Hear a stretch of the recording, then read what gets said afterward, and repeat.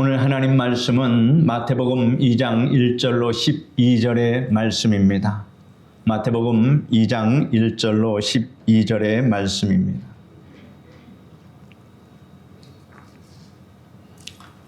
마태복음 2장 1절로 12절의 말씀을 읽어 드리겠습니다. 헤롯 왕 때 예수께서 유대 베들레헴에서 나심에 동방으로부터 박사들이 예루살렘에 이르러 말하되 유대인의 왕으로 나신 이가 어디 계시냐? 우리가 동방에서 그의 별을 보고 그에게 경배하러 왔노라 하니 헤롯 왕과 온 예루살렘이 듣고 소동한지라. 왕이 모든 제사장과 백성의 서기관들을 모아 그리스도가 어디서 나겠느냐 물으니 이르되 유대 베들레헴이오니 이는 선지자로 이렇게 기록된 바 또 유대 땅 베들레헴아 너는 유대 고을 중에서 가장 작지 아니하도다. 내게서 한 다스리는 자가 나와서 내 백성 이스라엘의 목자가 되리라 하였음이니이다. 이에 헤롯이 가만히 박사들을 불러 별이 나타남 때를 자세히 묻고 베들레헴으로 보내며 이르되 가서 아기에게 대하여 자세히 알아보고 찾거든 내게 구하여 나도 가서 그에게 경배하게 하라. 박사들이 왕의 말을 듣고 갈새 동방에서 보던 그 별이 문득 앞서 인도하여 가다가 아기 있는 곳 위에 머물러 서 있는지라. 그들이 별을 보고 매우 크게 기뻐하더라. 집에 들어가 아기와 그의 어머니 마리아가 함께 있는 것을 보고 엎드려 아기께 경배하고 보배압을 열어 황금과 유황과 모략을 예물로 드리니라. 그들은 꿈에 헤롯에게로 돌아가지 말라 지시하심을 받아 다른 길로 고국에 돌아가니라. 아멘. 오늘은 그에게 경배하러 왔노라 이와 같은 제목으로 말씀해 드리겠습니다. 예수 그리스도의 탄생과 죽음과 부활 사건보다 더 귀중한 일이 여러분들 인생 가운데 있겠습니까? 여러분들이 받은 귀한 일 가운데 예수 그리스도의 오심보다 귀한 사건은 없습니다. 이는 지역적으로 팔레스틴 베들레헴과 예루살렘에서 일어난 일이요 시간적으로는 불과 33년 동안 일어난 일이지만 이 일의 귀중함은 우주적이며 영원한 것입니다. 그 때문에 예수 그리스도의 탄생과 죽음과 부활에 관한 이야기는 언제나 신비스러운 충격과 은혜로운 감동을 우리의 영혼 속에 가득하게 채워줍니다. 해마다 크리스마스가 다가오면 우리의 마음이 설레고 즐거운 이유도 바로 거기에 있습니다. 또다시 구주의 탄생을 기념하는 날을 맞이하여 첫 번 크리스마스에 관한 은혜의 말씀을 이 시간 나누려고 합니다. 예수 그리스도에 대해서 사람들이 가지는 반응과 태도는 예수님 당시에나 지금이나 다를 바 없이 여러 가지 형태, 양상으로 나타나고 있습니다. 예수님 믿으세요 하면 거기에서 사람들의 반응이 다 갈라집니다. 예수님을 믿고 있는 사람에게 예수님을 믿으세요 하면은 나도 믿고 있습니다 하고 반가운 얼굴로 서로 인사하지만 예수님을 믿지 않는 사람은 무슨 벌레 보듯이 원수처럼 생각해서 갑자기 원수가 됩니다. 이런 반응이 다양합니다. 각 사람이 예수 그리스도에 대해서 어떠한 반응과 태도를 취하느냐에 따라서 그 사람의 생애와 영원한 운명이 결정된다는 이 사실을 우리는 잘 알고 있습니다. 그러므로 저는 오늘 본문에서 예수 그리스도에 대한 사람들의 반응과 태도를 세 가지로 분류해 말씀드림으로 여러분의 믿음을 격려하고 더욱 견고하게 하고자 합니다. 첫째로 헤롯 왕과 같은 반응과 태도를 취하는 사람들이 있습니다. 이는 예수님을 적대시하고 증오하는 사람들입니다.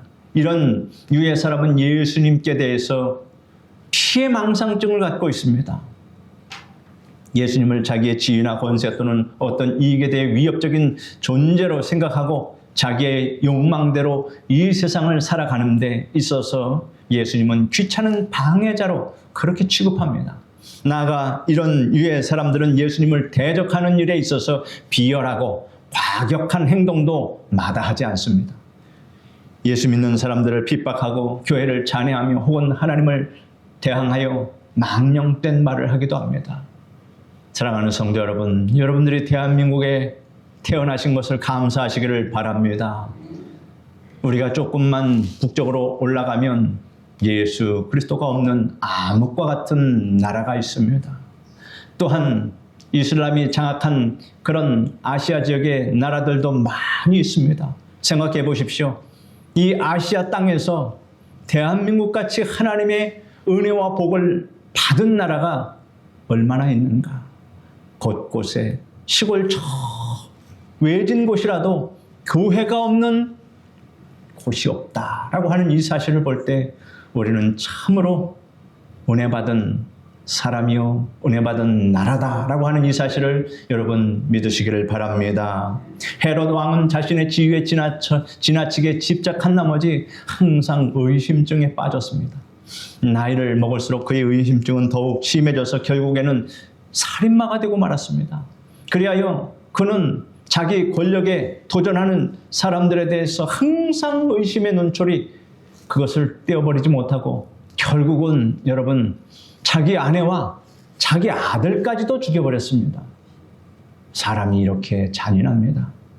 로마의 황제 아우구스투스가 말하기를 이렇게 말합니다. 헤롯의 아들이 되기보다는 헤롯의 돼지가 되는 것이 더 안전하리라 라고 말한 적도 있습니다. 얼마나 극악무도했으면 그러한 말까지 하겠습니까? 헤롯은 그의 나이 70세가 되어서 죽음이 가까운 것을 느끼자 예루살렘에서 가장 유명한 사람들에게 신망을 받는 사람들을 체포해서 감옥에 감금하였다가 자기가 죽는 순간에 그들도 함께 죽이라고 신하들에게 명령을 내렸습니다. 왜 그런 줄 아십니까? 내가 죽은 뒤에 아무도 애곡하지 않을 것으로 많은 사람이 애곡하도록 하기 위해서 그러한 명령을 내린 것입니다.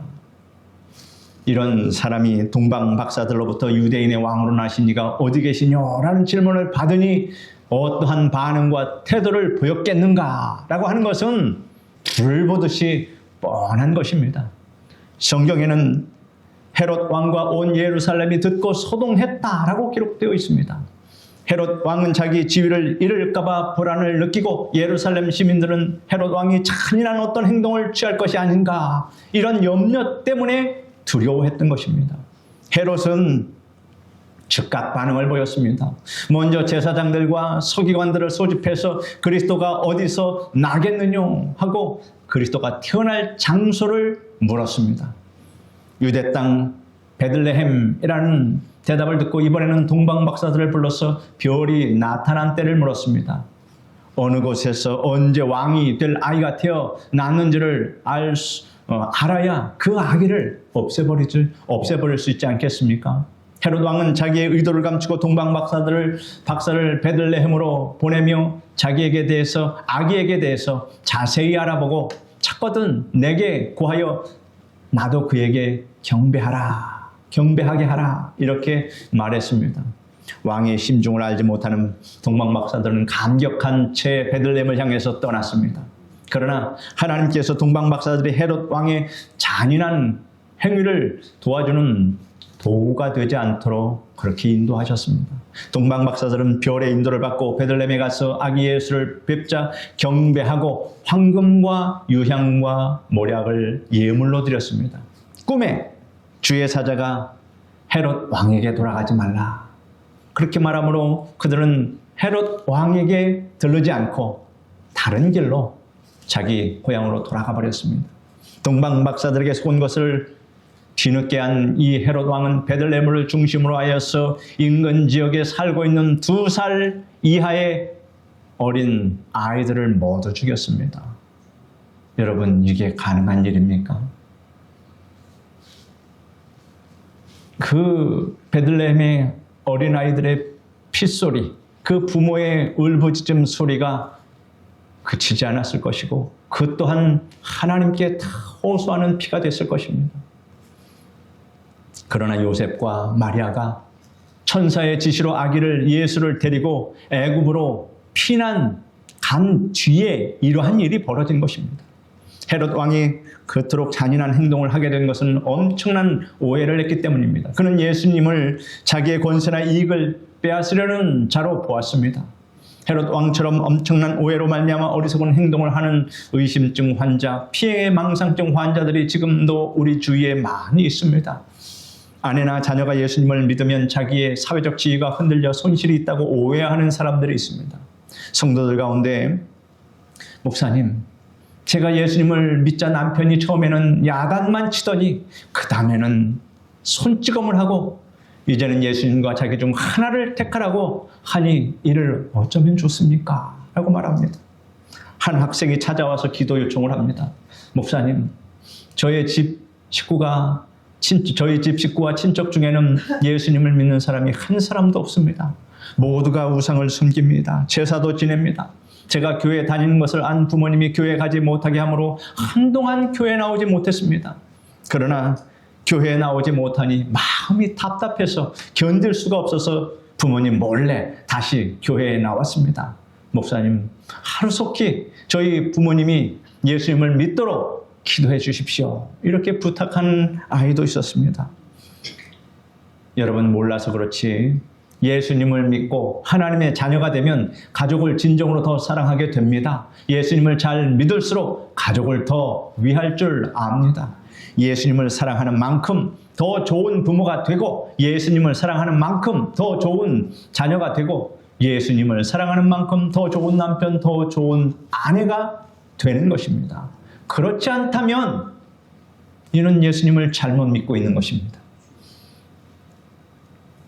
예수님을 참으로 믿고 진정으로 사랑한다면 훌륭한 부모, 좋은 자녀, 좋은 아내, 좋은 남편이 되는 것은 선택의 문제가 아니라 의무입니다. 그러지 아니하면 하나님께 영광을 가로막는 것이 되고 또 복음의 길을 가로막는 것이 됩니다. 그러므로 여러분, 예수님을 믿으시는 여러분들은 더욱더 훌륭한 인격과 품성으로 하나님께 영광 돌리시기를 바랍니다. 이를 알지 못해서 헤롯 왕처럼 의심증, 피해 망상증에 걸린 사람들이 예수님을 핍박하고 있는 것입니다. 여러분 가운데 믿지 않는 가족들로부터 핍박받는 사람이 있다면 여러분 결코 낙심하지 마십시오. 주 예수를 믿으라. 그리하면 너와 내 집이 구원을 얻으리라. 주님이 우리에게 이렇게 말씀하셨습니다. 이 약속의 말씀을 부여잡고 핍박하는 가족들을 위해서 기도하시기를 바랍니다. 그러면 반드시 변화받게 됩니다. 의심증, 피해 망상증에 걸린 사람처럼 가족들이 핍박할 때 예수님의 십자가를 바라보십시오.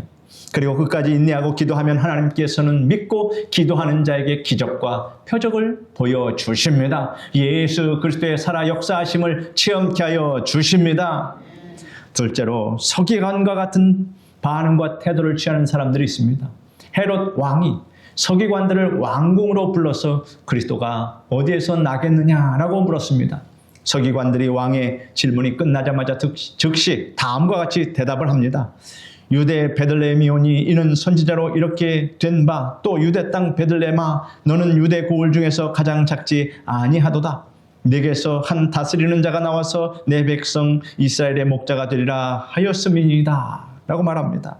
성경을 연구하는 것이 그들의 본업이었으므로 그들은 지체하지 않고 즉각적으로 이렇게 대답할 수 있었습니다. 그런데 서기관들은 성경에 대한 해박한 지식을 갖고 있었지만 예수님의 탄생을 알아보기 위해서 예루살렘에서 베들레헴으로 가지는 않았습니다. 이것이 중요한 것입니다. 예수님을 학문의 대상으로만 삼고 그 이상 다른 관심이 없는 사람은 바로 이 서기관과 같은 종류의 사람입니다. 이런 류의 사람은 예수님에 관해 잘 알고 있는 것처럼 보이지만 실상은 참된 진리를 깨닫지 못하고 예수님도 믿지 않는 것입니다. 크리스마스가 가까우면 많은 사람들이 방송이나 신문에 크리스마스에 대해서 이야기합니다. 크리스마스의 의미가 무엇이며 예수님께서 왜 이 땅에 오셨는지에 대해서 이야기합니다. 베들레헴에 대해서, 예루살렘에 대해서 전문적인 지식을 말하기도 합니다. 그러나 상당수의 세상 사람들이 그런 글을 듣고 쓰고 읽고 있으면서도 실상은 베들레헴에서 탄생하신 예수님에 대해서는 관심이 없습니다. 그들은 동방박사들처럼 말귀에 계신 아기 예수님께 경배하고 황금과 유향과 모략을 드릴 만한 믿음도 없는 사람들이고 오히려 이것을 이용해서 자신들의 육신의 즐거움과 향락을 누리는 사람들입니다. 사도 바울이 이렇게 말합니다. 대저 표면적 유대인이 유대인이 아니요 이면적 유대인이 유대인이라 라고 이렇게 지적한 것처럼 형식적인 신자는 신자가 아니라고 하는 것입니다. 예수님 이름을 부르고 베들레헴과 예루살렘에 대해서 말한다고 우리가 신자라고 할 수 없습니다. 예수님께 경배하고 찬양하는 자라야 참 신자라는 것입니다. 또 성경은 성경 말씀을 순종과 믿음으로 받아들이지 않고 인간의 경험과 지식으로 판단하고 비평하고 설명하는 사람도 있습니다. 그들 중에는 여러분 놀라지 마십시오. 그들 중에는 목사도 있고 신학교 교수, 박사도 있습니다. 어느 전도사님이 박사학위를 받으러 영국에서 유학을 가서 그 박사과정을 겪는데 그 박사과정을 지도하는 그 교수가 지식으로는 박사지만 믿음이 없습니다.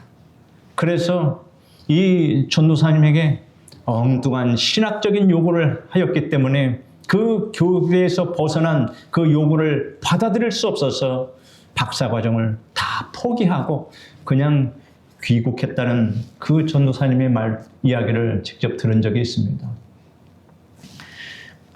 그들은 열심히 성경을 연구하여 강단에서 설교하고 교단에서도 가르칩니다. 그런데 그들 가운데 창세기를 전설에 불과하다고 말하는 자도 있다라는 것입니다. 예수님의 동정녀 탄생이 사실이 아니라고 말합니다. 있을 수 없는 일이라고 말합니다. 예수님께서 보리떡 5개와 물고기 2마리로 5,000명을 먹인 것을 그저 신화라고 말합니다. 예수님의 부활은 이를 소망하고 고대하는 제자들의 환각에 지나지 않으며 예수님의 부활은 육체의 부활이 아니라 정신의 부활이라고 그렇게 이야기하는 사람도 있습니다. 그들은 성경에 대해서 많이 알고 있지만 서기관들과 같은 사람입니다. 성경을 줄줄이 외울 정도로 잘 알지만 성경은 정작 믿지 않습니다. 그들은 예루살렘 그대로 머물러 있으면서 성경을 학문의 대상으로 직업의 대상으로 삼을 뿐 믿지 않으며 예수님께 경배도 하지 않습니다. 이런 교수들에게 이런 박사들에게 신학을 배운 젊은 신학도들이 교회에 나와서 목회를 할 때 어떻게 목회를 이끌어갈 수 있겠습니까? 교회가 병들어가고 있다라고 하는 것을 알 수 있습니다. 종교의 허울과 껍질을 쓰고 있는 사람을 신자라고 우리는 할 수 없습니다. 예수님께 경배하고 찬양하는 사람이어야 신자입니다. 예수님께 대해서 호의적이지만 구원에 이르는 믿음에는 도달하지 못한 사람도 많이 있다 하는 것입니다. 이러한 사람들은 예수님의 숭고한 정신을 배우고자 합니다. 가난한 자들을 돌봐주고 병든 자를 보살펴주는 정신을 본받자고 말합니다. 예수님의 숭고한 정신을 배우자는 것은 참 좋은 말입니다. 그러나 거기에 머물러서는 안 된다는 것입니다. 예수님이 십자가의 대속의 은혜로서 죄사함을 받고 구원을 얻어야 합니다. 예수님의 말구유에서 탄생하신 예수님께 나아가 경배 드려야 합니다. 그런데 거기까지 나아가지 못하니 이가 얼마나 안타까운 일입니까? 어떤 사람은 훌륭한 시인이 되려면 성경을 읽어야 한다. 성경 전체를 다 읽지 못한다면 시편이라도 읽어야 한다라고 말하면서 성경 읽기를 권합니다. 또 어떤 사람은 훌륭한 음악가가 되려면 교회 음악을 알아야 하므로 교회에 나가야 한다라고 말하면서 교회에 출석하기를 권장합니다. 또 다른 사람은 모세오경을 읽지 않으면 훌륭한 법률가가 될 수 없다고 말하기도 합니다. 시에 대해서 말할 때 시편을 줄줄이 외우고 법률에 대해서 이야기할 때 모세오경을 소상히 설명할 수 있어도 예수님께 경배 드리지 아니하면 바로 이 서기관과 같은 사람이다 라고 하는 것입니다. 우리 주변에도 서기관과 같은 사람이 많이 있습니다. 목사님, 정말 제가 그랬습니다. 제가 바로 서기관과 같은 그런 사람이었습니다. 아내와 자녀가 교회에 가는 것은 찬성했습니다. 교회에 나가면 좋은 교훈을 듣고 수양도 쌓고 다방면에서 사람들과의 교제를 나눌 수 있으므로 교회에 나가는 것을 제가 허락했습니다. 뿐만 아니라 저도 성경에 대해서 조금 알고 있었습니다. 그러나 제가 예수님께 경배할 생각은 없었습니다.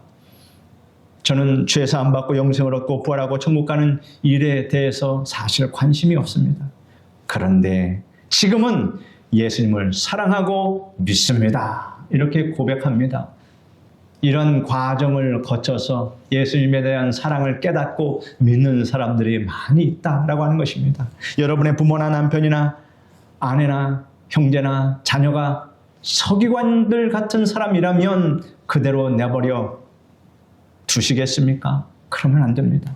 여러분이 손을 잡고 끌면 예루살렘에서 베들레헴으로 예수님 앞으로 인도할 수 있습니다. 그러므로 가족이나 친지를 예루살렘에서 베들레헴으로 예수님 앞으로 인도하기 위해서 여러분 전심전력을 다하시기를 바랍니다.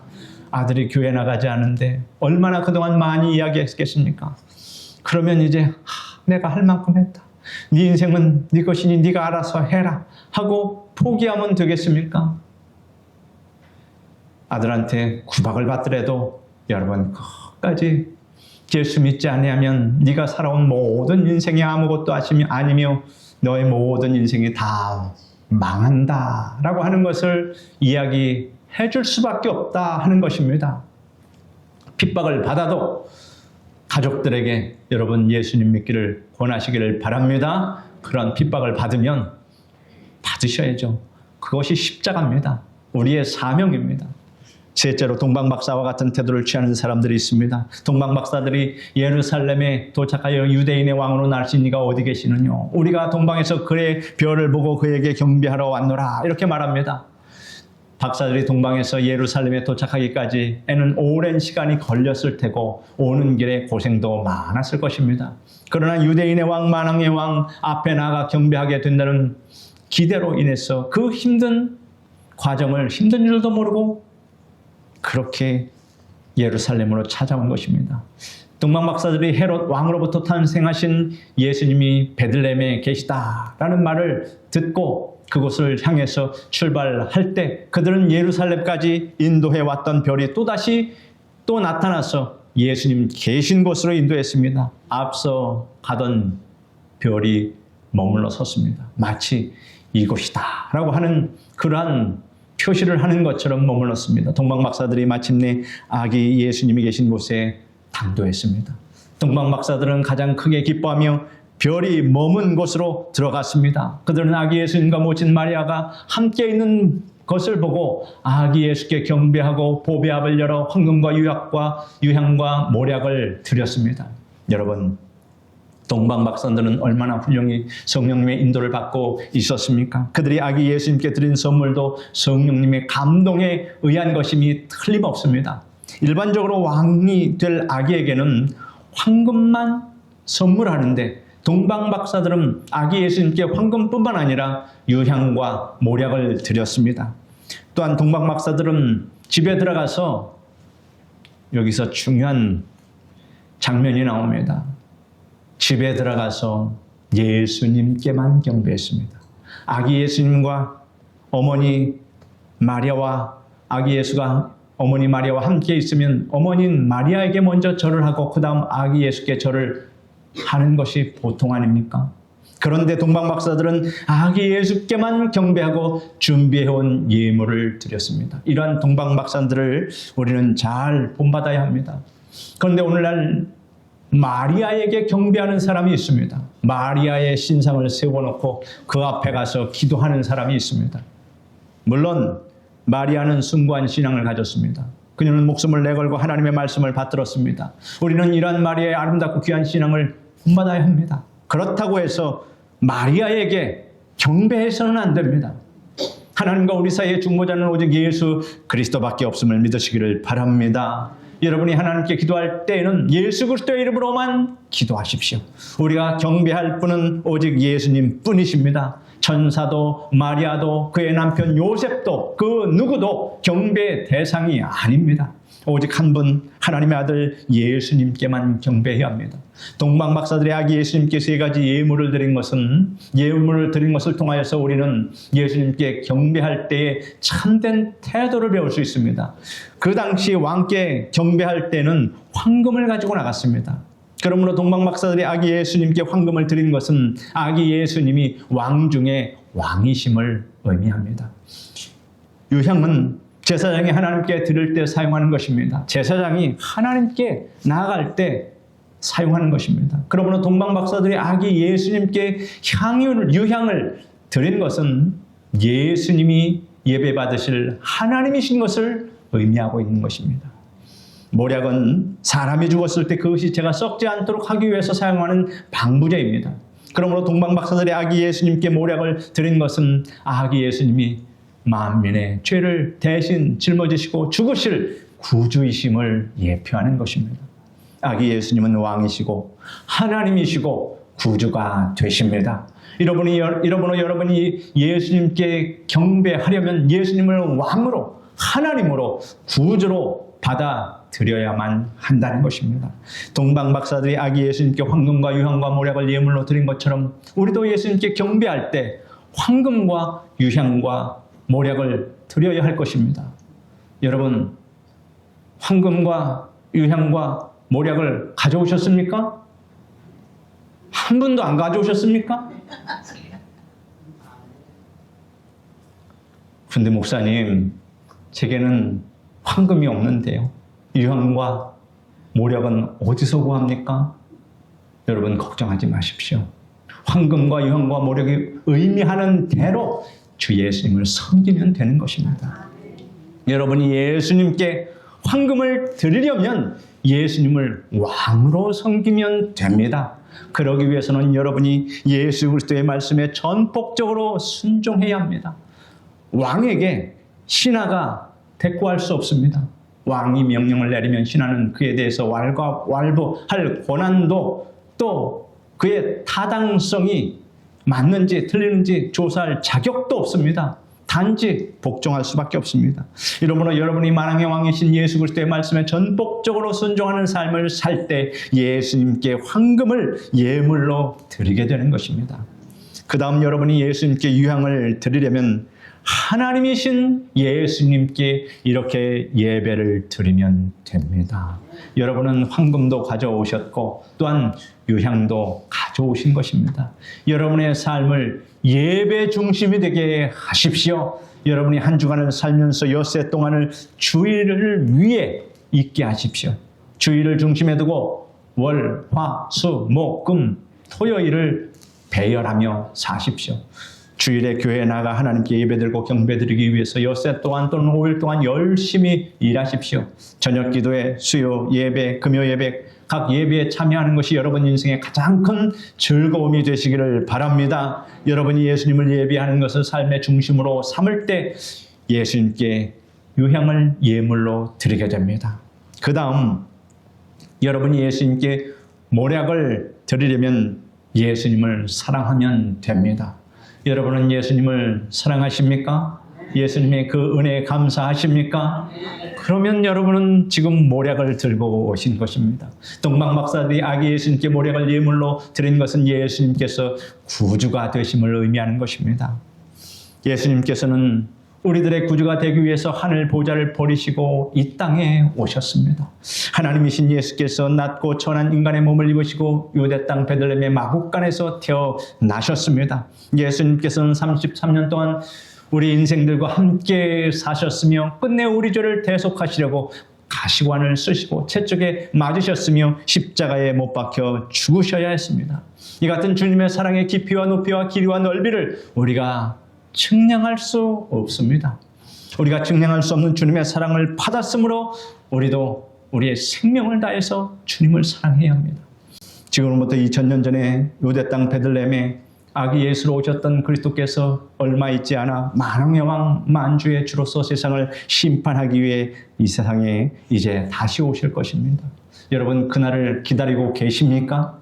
그날에는 아기 예수님으로 이 세상에 오셔서 고난받으시고 죽으셨다가 부활하신 예수님께 대해 이 세상에 살 동안에 어떠한 반응과 태도를 보여줬는가, 어떠한 태도를 가졌는가에 따라서 여러분의 운명이 결정된다는 이 사실을 여러분 아시기를 바랍니다. 헤롯 왕과 서기관의 반열에 서는 사람은 영원한 형벌에, 동방 박사의 반열에 서는 사람, 헤롯 왕과 서기관의 반열에 서는 사람은 영원한 형벌에 처하게 될 것이고 동방박사의 반열에 서는 사람은 하나님과 영원히 함께 살게 됩니다. 사랑하는 성도 여러분, 여러분은 모두 동방박사처럼 예수님을 경배하는 자가 돼서 겸손한 마음으로 예수 그리스도의 발 앞에 엎드려서 복종하고 즐거운 마음으로 늘 예배하며 진실한 마음으로 사랑하는 삶을 살아가면서 예수님의 재림을 간절히 고대하시기를 축복합니다.